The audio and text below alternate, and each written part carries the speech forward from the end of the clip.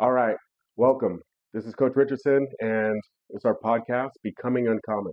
Becoming Uncommon is just taking that uncharted path, that journey that we never expected, but also being able to lead, coach, and be able to live our own journey within a very uncommon circumstance. And I have the very unique pleasure of getting two for one, and individuals that played a very special role in my life.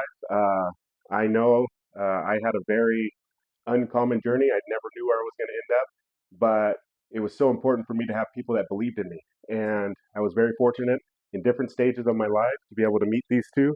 And without further ado, I have Coach Larry Wade and Coach Yvonne Wade. Um, and before we get started, if you want to mind introducing yourself? I'm Coach Larry Wade, former retired track and field athlete, professional track and field athlete, graduated from Texas A&M University, national champion in track and field in the hurdles, transitioning from being a collegiate athlete to professional athlete, now professional trainer to professional boxers, and also married to this lady over here who's my boss most of the time. I'm Yvonne Wade. Like everybody calls me Coach Yvonne Wade, even though I'm not a coach anymore. But I was a hurdler at University of Colorado in Boulder. After my collegiate stint in track and field, I became a professional athlete. I ran in the 1996 and 2000 Olympics for my birth country of Japan, and then transitioned into the world of coaching, where I coached for Division One teams, Sacramento State, Long Beach State, and UNLV for 20 years. And after 20 years of Division One coaching, decided to jump on the dark side of administration and went over to College of Southern Nevada, which is a community college here in Las Vegas, and spent 4 years there. Last two of which were I was the athletic director, and this year I become the first ever athletic director at Nevada State University. Awesome. So I'm gonna go into. I don't know if you guys remember the first time I remember meeting you two. So Yvonne, you were looking for a place to practice. This before you started at Long Beach State, and you came to practice hurdles, and I was like, I'm gonna practice hurdles too, and I was like, yeah, I don't train like that because I was at Cerritos at the time. You came by Cerritos just because you needed a track or whatever it was. I was like, yeah, I don't train like that. That's different. And then like I had no idea that you would be my coach like a year and a half later or something like that. And I was like, I would just marveled at like how like intense you trained. Like it was intense. Like it was. I'm not gonna say scary, but it was kind of scary. Like, yeah, I'm like, I'm just doing it. She was like doing it. I was like, okay. And then Larry, I didn't. It was a race at Long Beach State. It was you and like three other big dogs. I should not have been. I should not have been in that race. I should. I'm gonna tell you right now. Like I hurdled, but I didn't hurdle like that, and I would just fill in the lane, and and and yeah, it was a smoke show. I got murdered, but it again that was another lesson. Like it taught me like there's levels to this, and then fast forward like being able to be recruited by like being able to like really see your passion. Like you taught me for sure 1,000% what it is to be a coach, like to care. Like I mean, because when I started, I was still young in the sport, but like you cared. And I don't I'm gonna say share one more story, and I don't know if you remember this, is we're doing one step drills, and I was so bad because you put them at like they were like it was like 3 meters apart, maybe a little bit more, and that was the first time you kind of got mad at me, and well, yeah, no, you got mad, because I got mad. I'm glad he said it. I'm glad he said it because Okay, the whole world don't think she gets mad. She's angry all the time. no, okay, because you got mad because I got mad. Because I went to you. I'm never like I held you in the highest regard, so I've never like utter a word back to you about nothing. I'm like, and I muttered it. Now I know. Like, Yeah.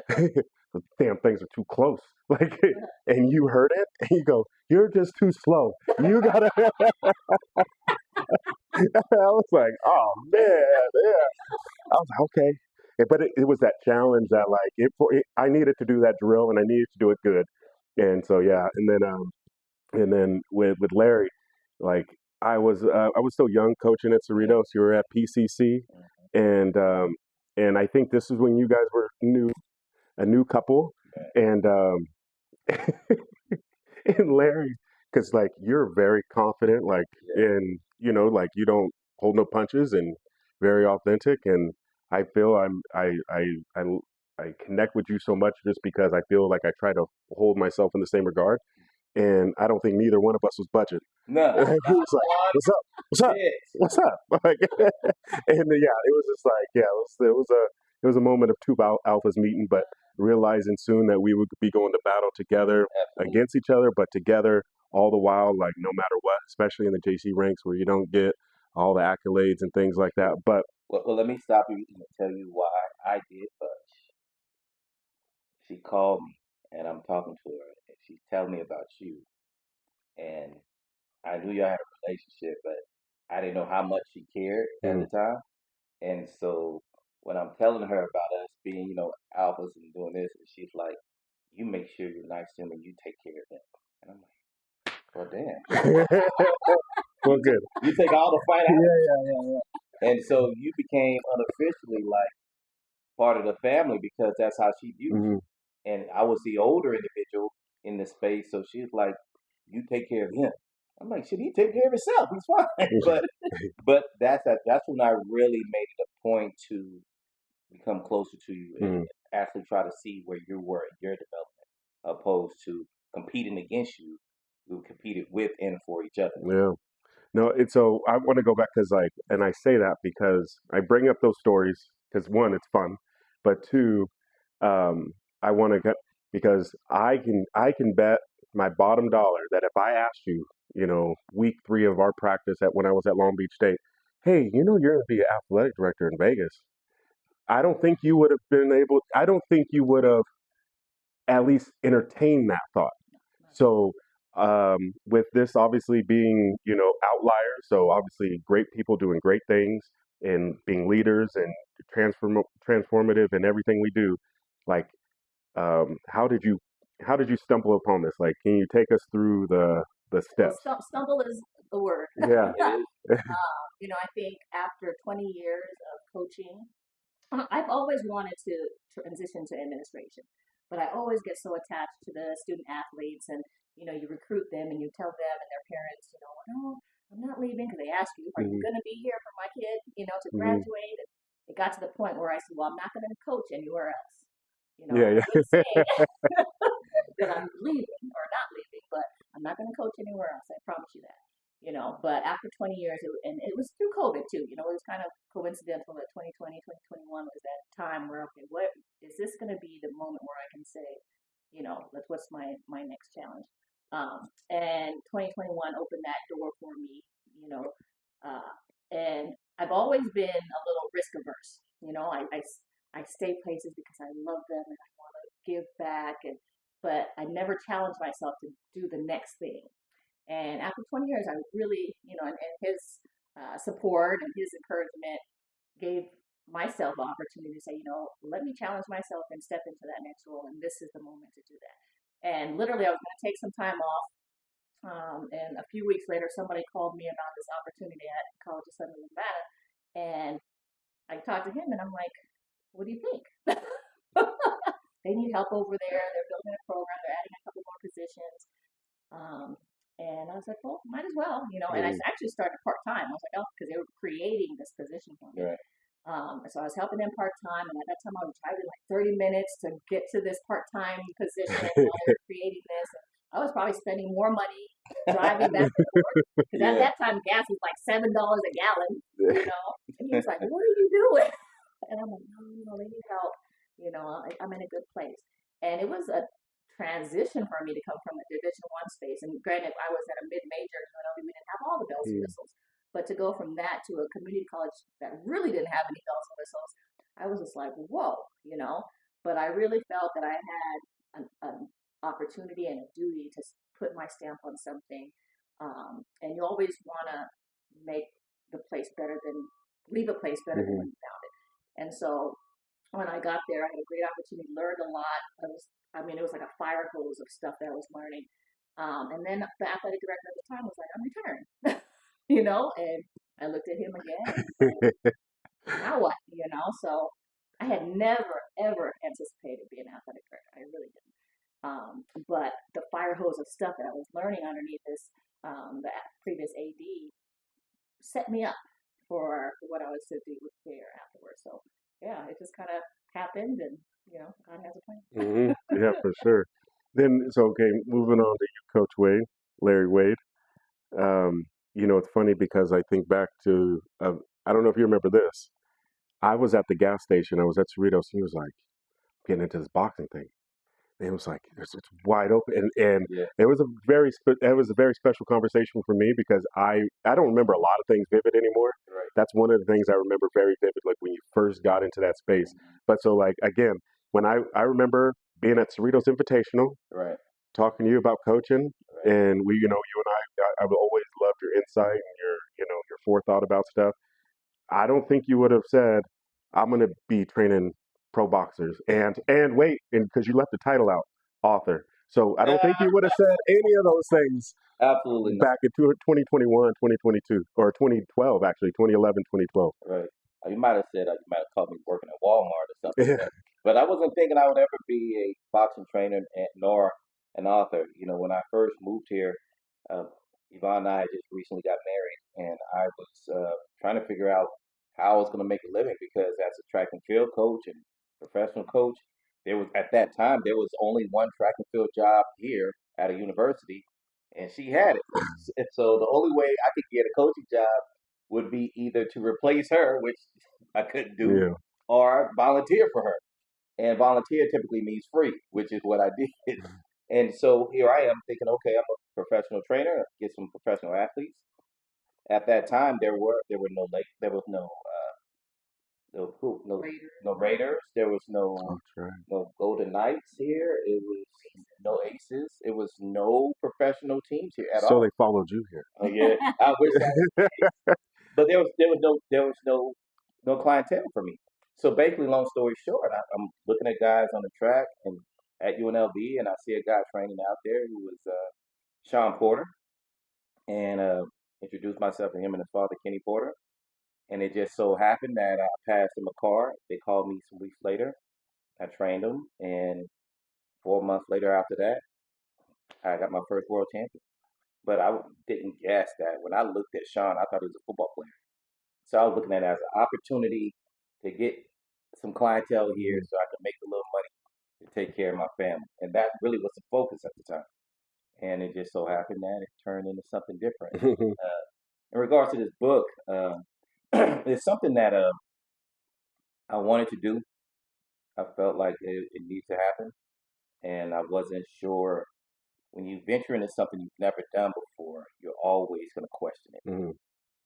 But Yvonne, was just like I was to her, was encouraging me to go ahead and write it.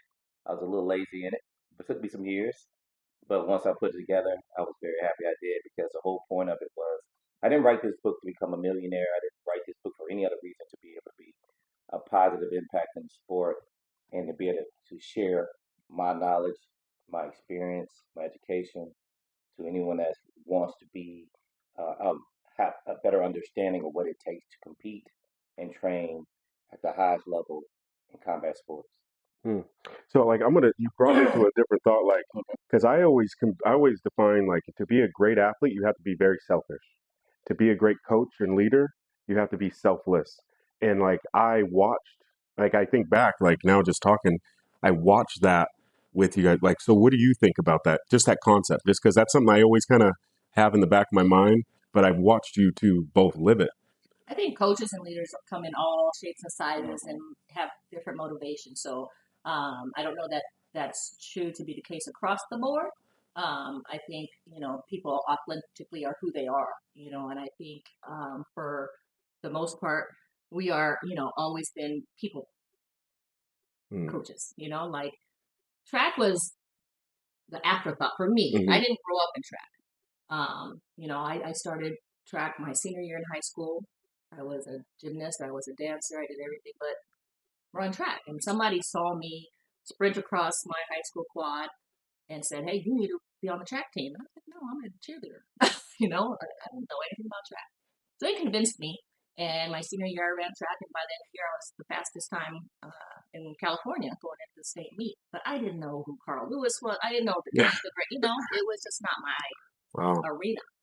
But fast forward to now, I think about that person who saw something in me that I did not see in myself. And so the reason why I coach, the reason why I'm an administrator, the type of administrator that I am, and the mentor that I am is because of that one person. And I want to be that person for the next generation of leaders. Well, I wasn't as fortunate as Yvonne. She was successful her first year in high school. I sucked for many years. I started when I was 5, and I sucked. I wasn't even one of the fastest one in my little town, and we only had like 3,000 people. So I sucked basically from age 5 until age 17, 18 years. So I went through a lot of years of just competing and figuring out what it takes to be successful, and me watching people who were better than me slowly disappear. And that disappearing was based on their behavior and things they allowed themselves to indulge in. And it taught me some very valuable lessons in regards to how to become successful, besides just the work ethic of it all, but also the discipline that was really big, that you have to be able to stay out of trouble, things of that nature. So as I learned those things, I took a lot of those characteristics of being a horrible athlete at first to developing to an elite athlete. And in my mind, I always believed as long as I was willing to put in that type of work, that type of commitment, willing to sacrifice and give up the things that may get in my way, then I have a chance to be successful, not only in track and field, but anything that I commit myself to in life. So when boxing became a thing, I wasn't the best. I wasn't. And I didn't know as much. I wasn't in the sport as long as others. But I spent time the same way, just committed to it for years. And for the especially the first year and a half, I wasn't really making a lot of money. Matter of fact, my first world title fight, I was with Sean Porter. It was December 7th, 2013. He fought Devin Alexander. And when the world title fight was over, I got my check. I can't even say it was a check, it was cash. And they gave me $500. And I was so super geeked, so super happy. And I called her and I'm like, hey, we won the world title. I'm in New York. She's here. I just got $500 for it. And she's like, huh? $500. And she didn't slam me. She did not slam me. She said, that's it, 500. I said, yes. She said, okay, good for you. But I could hear that she wasn't super happy or excited about the $500, right? So that taught me at that point that, hey, okay, listen, I made 500. I got my first world title. I'm only in the game 4 or 5 months. How can I bite down and double down and leverage this into a space where I can learn more and get experience and hopefully make a couple of dollars to take care of my family? And she was in support of it, which is a big part of why I was able to move the way I was able to move. Yeah. And so, like, I mean, through this, I guess we'll call it the new chapter in your guys' lives. Like, what are some influential people that, because obviously stepping into these new arenas, there has to be some level of like, is this the right path, right? I would assume, right? So like, because like that's what the one thing I see with a lot of people is like they get faced with these opportunities, and sometimes it's like the luck of the draw. Like, do you have the right people in your side? So obviously, having a significant other that's motivated and supportive. But anybody else that you think that kind of helped maybe give you the confidence to make that move or that jump to that next phase? I think just people in the community as a whole have been super supportive of me and my journey. People who know me know where my heart is, where my passion is, so they've always gave me opportunities and put me in spaces where I could meet people to expand on that and share the vision and share the passion. And opportunities just came because of that. I think you build relationships, you build trust, you build, people. I've been here a long time. We're 50 now. You know, Yeah. and I think,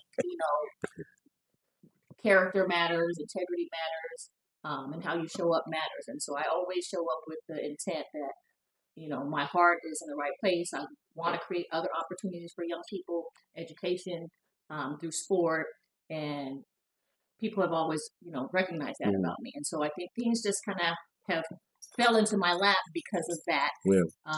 And I've been super, super blessed. And this guy, he pushes me, he makes me uncomfortable, and gets me out of my comfort zone. I'll go back to when I was coaching track before he came to me at UNLV and started helping. You get to a place where you get so comfortable that you're just okay, getting a paycheck, and we're okay, we're a mid major, but it wasn't really my true spirit. So when he came, he was like, "What are you doing?" I remember that. Like, what are you doing? Like, the person that I know is not this. Like, why are you just settling to be okay? And I was like, well, because everybody around me just like to be okay, and I got sucked into that, that average mentality. And so when he came, he just like snap out of it. Like, this is not who you are. This is not who we are. That's not what we do. That's not what we do. So let's create a plan to really elevate what we represent and what this should represent for young people. And we were able to do that really quick. And I got some accolades because of his work. Yeah, that's how you do it. That's right. That's how you do it right. We had to do it right. Championships. Yeah. Coach of the year a few times, but it's all because of this man right here really pushing me, helping me, and developing the student athletes and stuff. And I think as the package of the Wades, people knew that they were sending their kids to a good place and they're going to get, really supported, cared about, loved, and it was not just about the track side of things. Like, I'm still in contact with a lot of our student athletes that are married, they have kids, they, we're going to go see their babies, all that stuff. So that's what I do it for. So, yeah. Well, I think the largest influence has always been my father and mother, but also having Yvonne here, because there are some pieces I bring to the table that I'm very confident in. As you said, I have a lot of confidence. But then there's some areas that I may not be as confident in that also need to have balance. And she helps me find that balance in that space. One other person who was a big help in me transitioning into boxing was Kenny Porter. Kenny Porter was, like I said, the father and trainer of Sean Porter.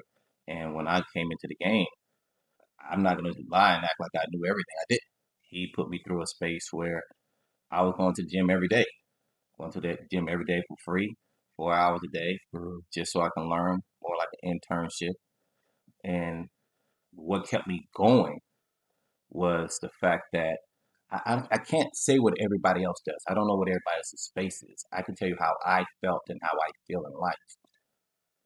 I came here from a job making really good money at Pasadena and training professional NFL guys, track and field, NBA guys who come to a city where you don't even have a job or an income and you're trying to figure out how you're going to provide for your family. So the way I've always looked at life just made me have to maximize that thought process by saying, I don't have a second chance, I don't get second opportunities. My back is against the wall. People who function in that capacity because they feel like if I miss this moment, I can come back and get another moment.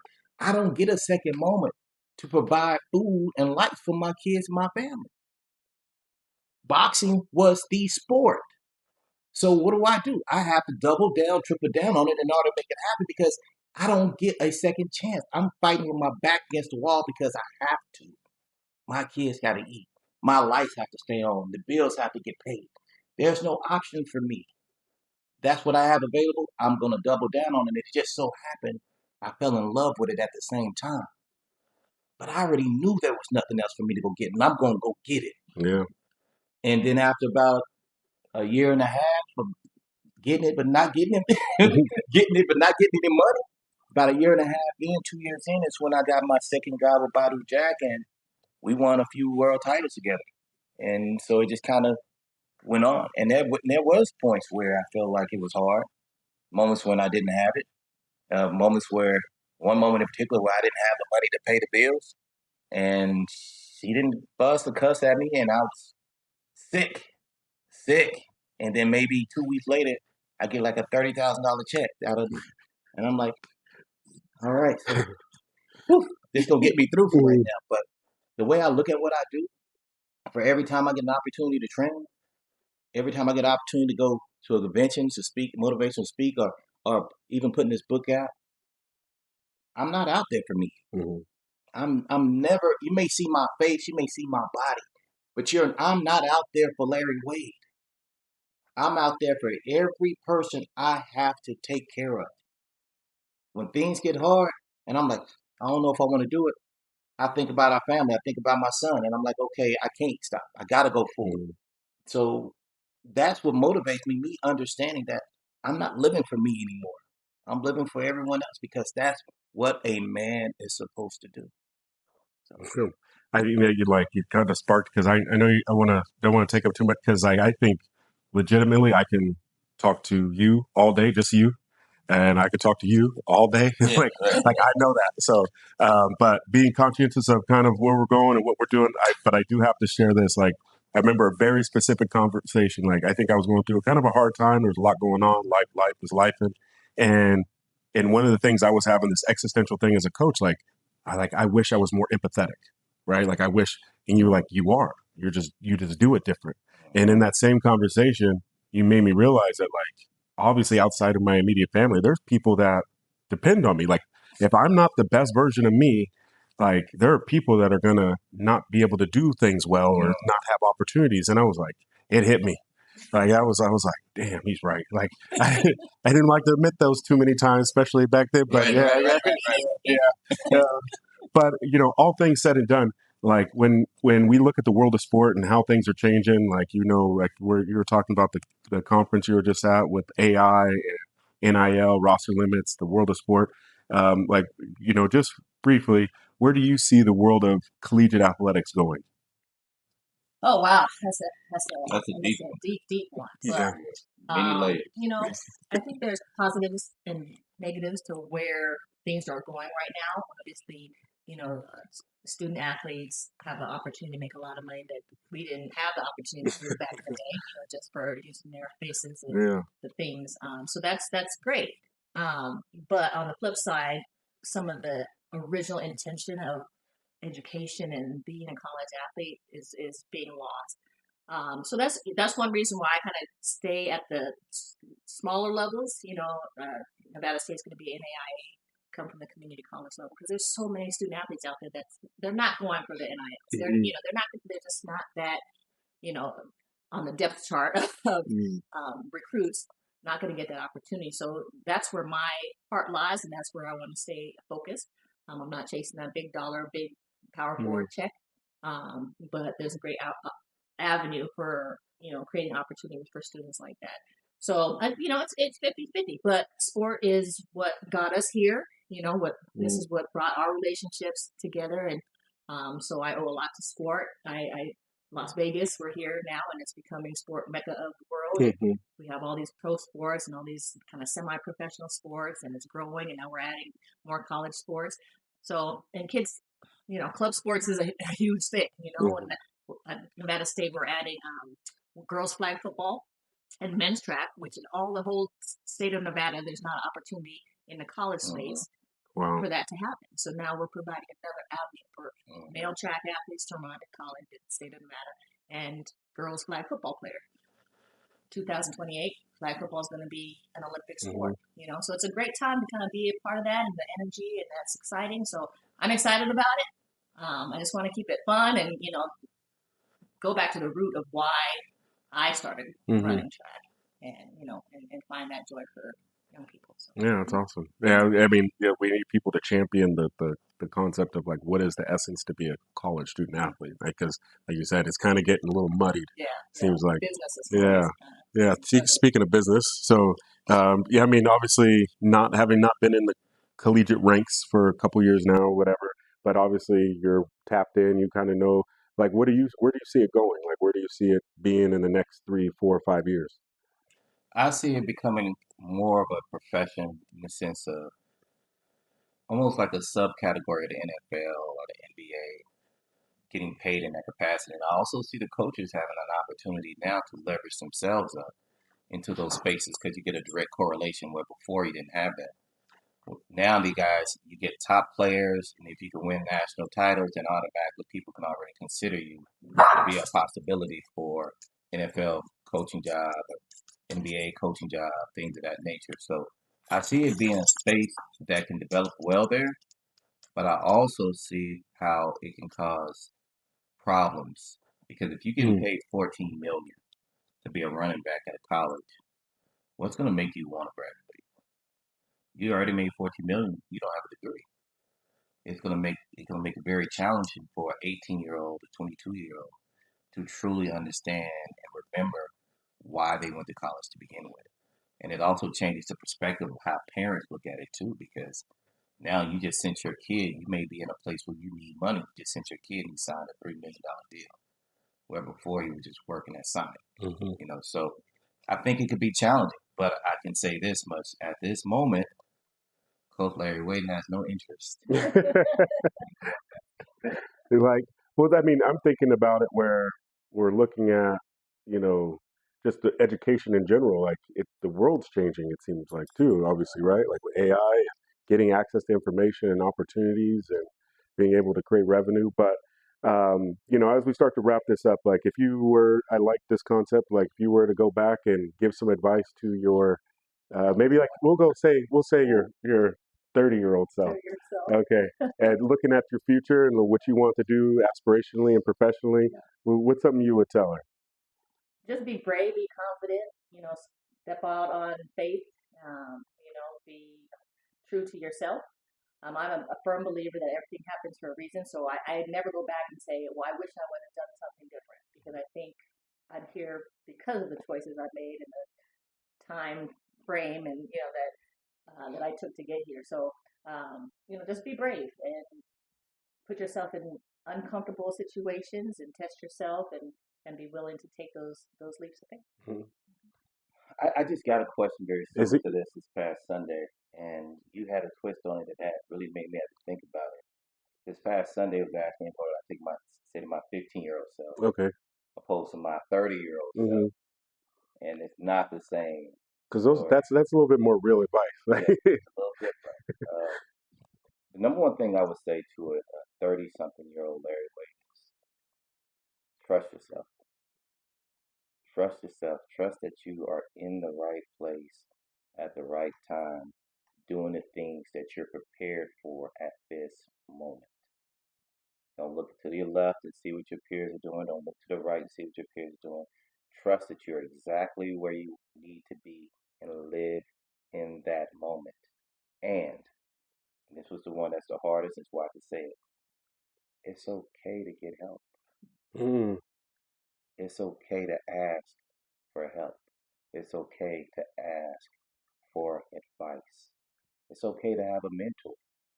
It's okay to be able to have guidance for someone who has already done what you think you want to do. Hmm. At that age of 30, 35, not only did I question was I doing the right thing, I wasn't even brave enough to ask someone for advice. And I feel like that's a downfall to a lot of people in that space because they feel like they're supposed to already have it together. Hmm. They're already supposed to have the answers. But for people who were once professional athletes or elite athletes, their transition into real life happens a little later. Where when you graduate 20, 21, 22, you may go through that phase from 21 to 28. But when you retire at 32, you start your transition at 32. Hmm. And so I think that's those are the things that I would say to myself, that trust that you're right where you need to be, what you're prepared for at that moment, and don't be afraid to ask for help. Yeah. I'm Like, gonna add one thing though to all the young women out there. If you meet a little boy, 18 or 20 years old, if you guys go and fits in the night, if he's meant to come back, he will. mm. Okay. All right. If you love something, let it go. I'm not gonna even I ain't gonna love a thing, so what about letting it go? Oh, it was just and to sometimes all, they just come and go. and to all you young men out there, if you find a little girl that you kind of like and she don't give you no attention, don't worry, she'll be back. No, I love it, and that's the thing because like our people don't realize that like some of the most successful people, their journey is uncommon, and becoming uncommon is something that we don't really associate with success. Yeah. And then being able to lead in a very like right now, you would think most administrators that are aspirational or want to do that are wanting to do it because of the money, the notoriety, the accolades, not to maybe let's instill some of the true essence of what it is to be a collegiate athlete. Going from track and field and stepping into a world unknown and being able to live those journeys. Like, I mean, I've always admired you guys and Thank appreciated you, you brother. guys, and And same to you. We have yeah, the utmost respect for you. I had no choice but to look at you in a different light because honestly, I looked at you as competition. mhm, I was like, here's this guy who wants to beat me. I'm not gonna back down. He's not gonna beat me. And feel like I ain't backing down either. So when I had to change that hat and look at it differently, I'm like, this young man is so far ahead and he doesn't even know it. We're in the same place and we're not the same age. She's not even thinking of it in that light.